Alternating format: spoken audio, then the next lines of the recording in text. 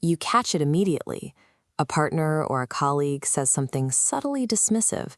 Your stomach tightens, your breathing shifts. You know exactly what just happened. And then you force a small smile. The room around you stays relaxed.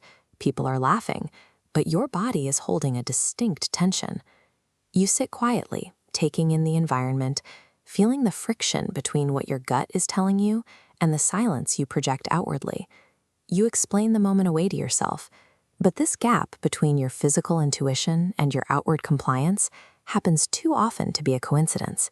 It is an active, practiced routine. This routine didn't start in adulthood.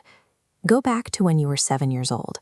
You spoke up about feeling uncomfortable or hurt, and the caregiver you relied on minimized your feelings or dismissed them entirely. When a primary support system invalidates a child's internal reality, the child faces a dangerous equation. They realize that insisting on their own truth threatens their connection to the adults keeping them alive. So you adjust. You begin filtering your thoughts. Every time your body sends a signal that something is wrong, that signal is actively intercepted. You start rigorously checking your own internal reality before you dare to question anyone else's. Psychologists call this adaptation. Suppressing your own instincts in favor of the room's consensus is a highly effective protective mechanism. It keeps the peace. Your brain learns that doubting itself first is the safest, most functional way to navigate unpredictable environments and maintain necessary bonds. This early programming gets put to the test in adolescence. At 15, you encounter disrespect from peers. The exact same pause and suppress response kicks in. You feel the slight, but you laugh it off. Navigating complex social hierarchies requires immense energy. Over time, you steadily lose trust in your own intuition. When your instincts warn you, your default reaction is to assume you are the one misreading the situation. The cost of this is heavy. You find yourself alone in your bedroom, obsessively replaying basic conversations, dissecting every word, searching for proof that you actually had a right to be upset. You engage in an active cognitive process of rationalization. You minimize the offense. You convince yourself it wasn't serious, smoothing out your own valid discomfort to preserve social harmony. Chronic self-doubt is a highly practiced routine, a series of cognitive steps you take to talk yourself out of your own correct instincts. By 25, the behavior runs on autopilot. You sit in a professional meeting, someone dismisses your idea, and you deliver a practiced, agreeable nod without a second thought. Your nervous system has permanently categorized speaking up about feeling wrong as an unsafe action. The biological imperative to avoid that perceived danger overrides your desire to be heard. This creates a systemic loop.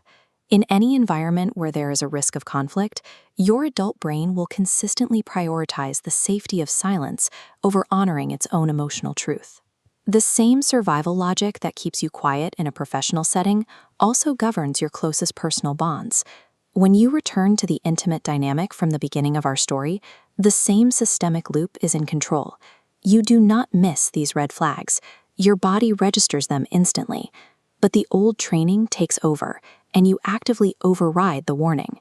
Continuing in a toxic dynamic despite clear warnings has absolutely nothing to do with naivety, gullibility, or a lack of intelligence. You behave this way because you have been structurally trained by your past to doubt your own accurate assessments of reality. The 7-year-old checking their feelings, the teenager overthinking, and the adult forcing a smile are all connected by a single continuous thread of conditioning. This adaptation is somatic memory. It's a physical defense stored in the body's tissues, firing automatically when the environment feels unsafe. But an automatic response can be interrupted. The next time the subtle dismissal happens, you feel the familiar tension rise. Only this time, you pause. You hold the silence longer. You sit with the discomfort.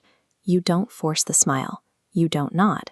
You let the other person's action hang in the air without rushing in to make it comfortable for them. If this pattern feels familiar to you, if you know what it costs to constantly override your own signals, leave a comment below and let us know. Recognizing the adaptation stops the override. It gives you the power to finally trust the original signal and listen to the echo.